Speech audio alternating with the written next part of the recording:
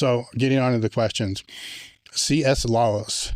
With Dave's experience training through injuries and major surgeries, how did he pivot training during those times? And looking back post-injury, is there anything that I would have done different that I do now? I laughed because how did I do it is probably not how I would recommend doing it.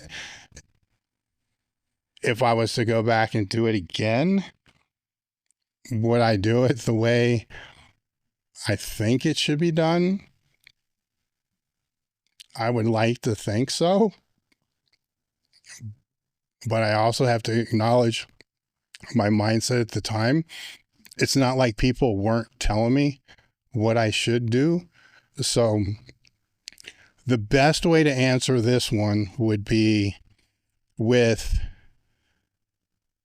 my shoulder, because I expedited, would be a good way to say that, because I expedited the recovery process,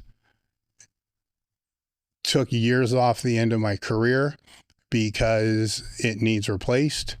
It needed replaced in 2004, and I haven't had it replaced, but I do not have the range of motion to squat. So there's that. Had I not done it the way that I did, which would probably not be ethically okay if I said how I did that, I would say the best thing that I would recommend to anybody coming back from surgeries is to, and we knew when we recorded this podcast, it would not be this big barn buster podcast, but it would be one that I would refer back to all the time, is the podcast I did with Mike Israel and Crystal in regards to this exact thing. So they laid out exactly how to recover from major surgeries. We also discussed just minor tears, and the way that this was laid out fits the bill for all of those. So highly, highly, highly recommend that. That's why I wanted to have them out, to be able to go through that, because they also have I think Renaissance Periodization has an ebook on that as well. But even with that, I would still say, listen to the podcast so you can get more context with the dialogue that we had for that. Okay, Vincent, for older meatheads 50 plus with decades of hard and consistent training behind them, which I'm sure Elite FTS has a lot of followers, does it make sense for a lifter to do more than minimum effective volume with training? I think that would get leaner and more conditioned, but if a lifter is not planning on gaining weight, I can imagine a person that would experience how to get stronger or more muscular. If not, would it benefit to go? All right, so for a washed up meathead, I guess, is, and this is going to kind of tie back to what I was talking about earlier, is if you know, and if you're a washed up meathead, I hope you do, because that meant that you were paying attention and using common sense throughout a lot of the process. Not all of it, but a lot of the process.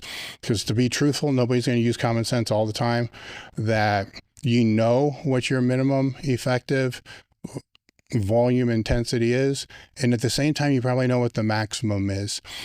So the question being, should you stay at that minimum? I don't know how to answer that, because it will be different for everybody and how much they love training and all the other factors that play into that. I can say how I do this. And for example, if it's during the week and I don't have as much time, those training sessions there, 100%, it's whatever the minimum effective volume that I need. And it's not a lot, for what I'm trying to strengthen and build. So that may look like, 3 sessions during the week of 3 to maybe 4 movements that are intentionally selected as movements that I know I don't need a lot of warm-up sets to do, so I can get to the working weight faster. And then 1, maybe 2 working sets.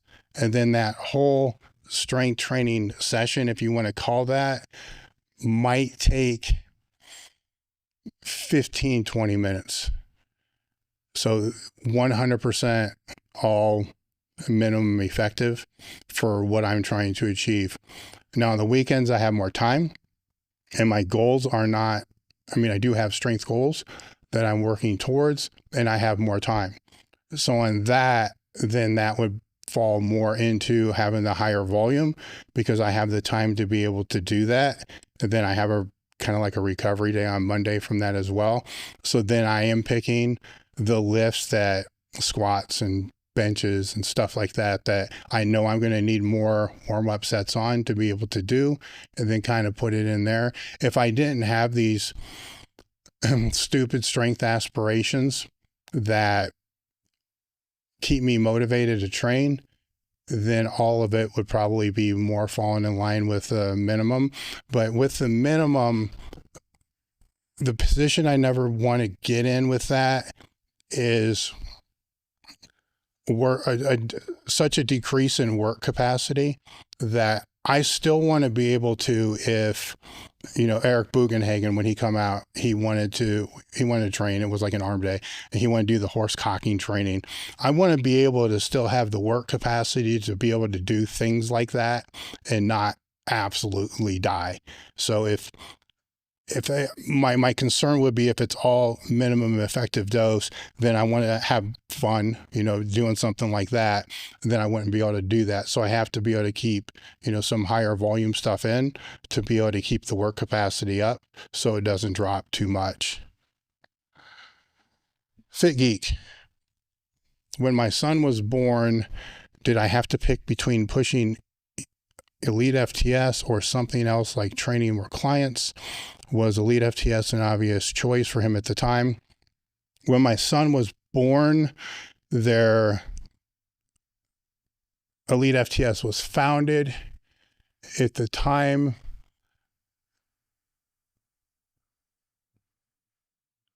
I got to think back. It was, at the time, I believe it was only seminars in consulting. I'm not even sure that we may have had, because there was ads that we were placing in Powerlifting USA, and originally we had sleds and a couple other products. So it was close to that same time, but by no means, we're talking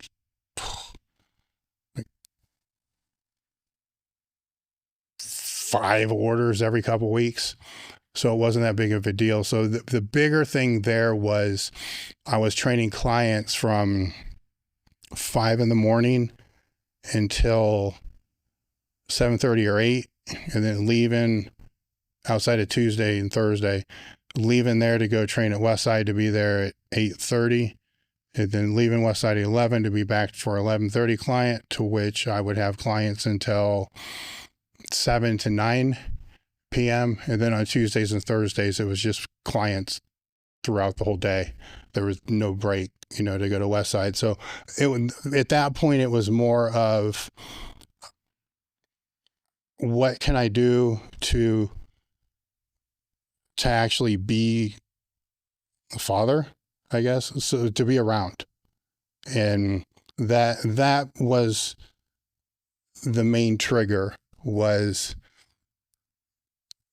what avenues could I have? And I explored things like personal training center, sport training center, and I had clients that were helping because they saw more potential than me than I saw in myself. And they actually kind of brought this whole thing to my attention. And so we threw around a lot of different things. And because this seminar and the consulting was already there, I was writing articles and doing things like that. It was more of mail order, trying to push the mail order, potentially internet, because we're going back kind of pre-internet. I'm not really pre-internet, but it wasn't like it is now. And then keeping it content based, and then using the content, because I wanted to put the content out, because everything that I've learned throughout this whole process was from people that weren't monetizing off of me.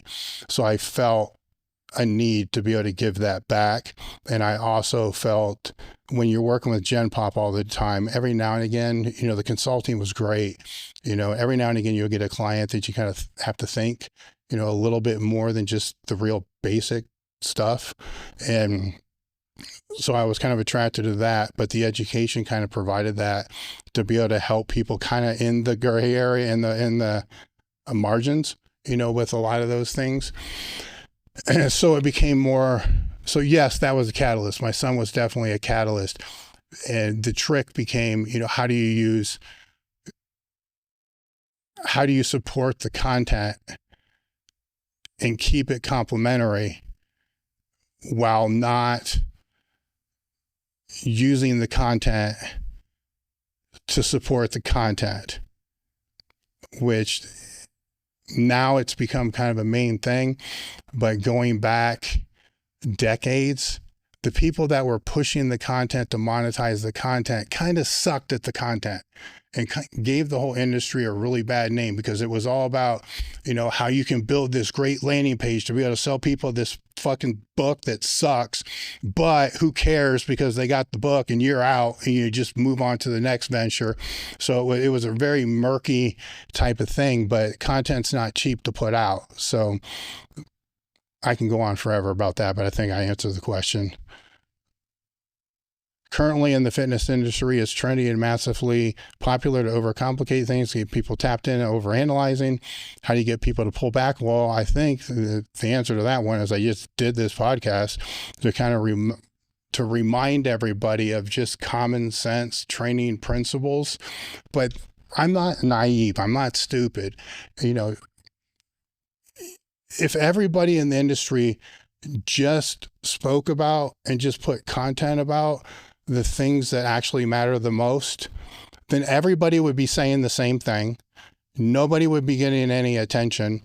Nobody would be able to become an influencer. Nobody would be able to sell their product. Nobody would be able to sell their training. Nobody would be able to get clients.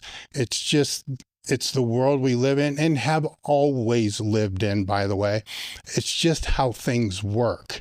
Where I think it is important, though, to every now and again step back and remind people of what those core basic things are.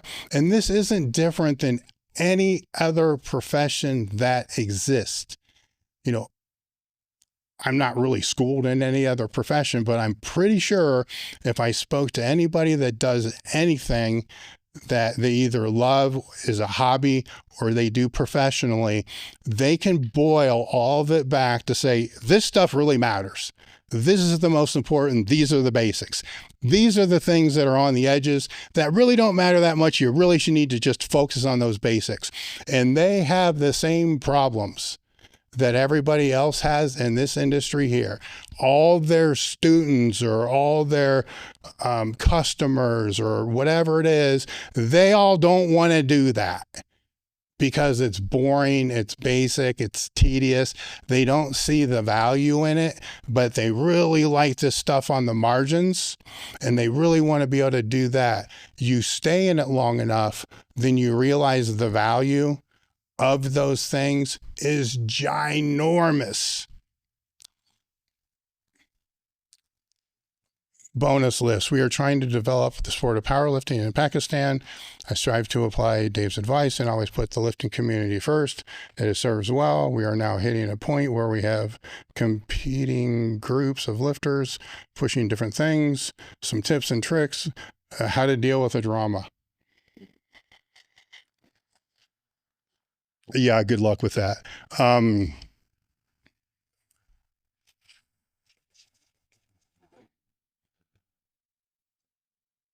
Better way to look at this would be how to not entertain the drama. That would be the first thing. Where if that's how I've kind of learned it, to where even if you know what's going on, act ignorant. Because if you do that enough times, then they're not going to bring it to you. And then all of a sudden, you're not going to be aware of it. And maybe it exists, maybe it doesn't exist, but you don't know. But typically when you're not aware of it, then it goes away. Kind of like politics, I suppose, where if you look at politics on one side or the other side, then you become hyper aware of it. But if you're so busy just trying to get other things done for, 3 or 4 weeks, it's like, holy crap, I have no idea what's going on. But you're focusing on what's most important, the things that you have control of. And that's what I would say is just act ignorant, focus on the things that you have control of. And if something gets way out of the handles, just get rid of the person. Just get them out, because that one person that you get out, it's going to infect, all the other people are there. So yes, it may be a disservice to that one person, but it's a bigger disservice if you have 10 or 15 people that are there, it's a bigger disservice to those 10 or 15 people than that one person. So who do you want to disservice? 15 or 1? It's kind of a very simple answer. Or a simple call, I should say. It's not a simple answer. Dealing with drama is never really a simple thing, but a lot of times it's just drama. And ask yourself this: if you've been doing this for a long time, what was the drama 6 months ago? What was it 12 months ago? I bet you can't remember. You're not going to remember the drama today either. I'm interested in how the mind can be used to improve performance. Specifically, I'm curious how you can turn off the alter ego and if there's any tricks of the trade. And then secondary comment, there ought to be some good zippy stories from this. First, we need to assume you know how to do that. So you know how to take yourself to, if we're talking the arousal curve, you know how to take yourself to a higher point on that arousal curve. And, that can be accomplished through repetition, visualization, and a lot of things like that. And more importantly is, if you develop the skill to be able to do that, are you able to maintain proper technique while in said state? Because if you can't, then you're not ready to be able to do that, because the risk of injury is going to go too high. All the technical aspects, bracing, all those other things have to be extremely automatic to be able to do that. And even with that, you get into that state, say if it's a squat, you get into that state, and then by the time you actually pick the bar, or you're set up to squat down, you're already decreased to a different state, because your mind's going to shift to be able to focus on what you need to focus on. So how can it be used becomes a little bit more tricky question. So how I use it, and I can go to stupid states. So if I go to the highest state, a zippy state, and the only thing I can really do that with anymore is like a squat. So if I do that, then more than likely I'm going to be either throwing up or dry heaving after that set. So I know if I do that, then the odds that I'm going to do anything else that day just went to 0. The odds that whatever I planned doing the rest of that day probably went to 0. The odds that it's going to take me longer to recover from that just significantly increased. So I got to be real selective when I do that. Then there's a middle state, like a almost zippy state, like a zip state, and then there's a B state. So there's like a zip state. That one I'll tap into a little bit more, because I call it trying. This is going to sound really fucked up. So if it's a 3-week progression, and it's the last Saturday was week 1 in this progression that I'm doing. So there's 5 sets that were being done. So on the first 3 sets, I'm not saying I'm not mentally prepared, but I'm not really trying super hard. I'm just doing the reps. And then I'll try really hard on the last 2 sets. And anybody that trains with me sees a significant difference between those 2. And it may even start just at the last set. But this last week, it was the last 2 sets, because I can't use those first 3 as a gauge of how that weight really feels until I'm in this little bit different state, because that's going to dictate what the jump's going to be for that next week. Then that next week, it's going to be more of those sets. Then on the 3rd week, it will be all of those sets will be in that heightened state. So I gauge that based on that. Now, obviously, if I'm doing secondary movements, I'm not going to be in that state whatsoever. So the tricks of the trade are to know how to turn the dial. So you just have a normal dial. Let's call that the dial that you would typically do with like accessory work.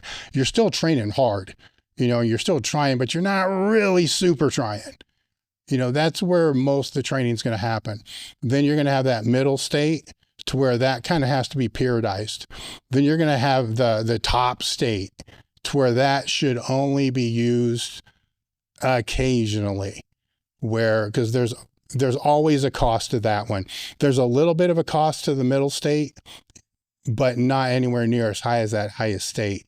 So as I progress through on that 3rd week, when that middle state is probably going to be used for all the sets, then that's why that next week, for that next wave, the weight goes back down, and then the first 3 or 4 sets, or the majority of the sets, are going to be done in the accessory type of mind state.